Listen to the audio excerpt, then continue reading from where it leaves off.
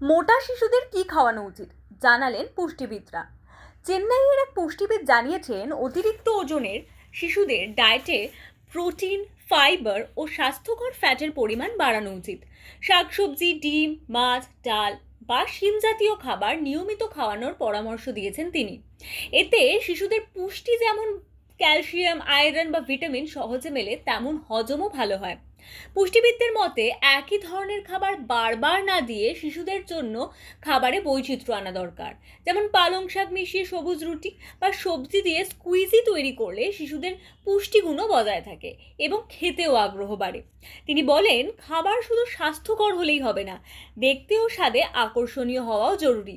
এছাড়া junk food, মিষ্টি পানীয় এবং অতিরিক্ত তেলে ভাজা খাবার এড়াতে হবে। নিয়মিত শারীরিক ব্যায়াম, পর্যাপ্ত ঘুম এবং সময় মতো খাওয়ার অভ্যাস তৈরি করাও সমান গুরুত্বপূর্ণ। পুষ্টিবিদদের মতে, শিশুদের খাদ্যাভ্যাসে ছোট পরিবর্তনই ভবিষ্যতে বড় স্বাস্থ্য সমস্যা প্রতিরোধে সাহায্য করতে পারে।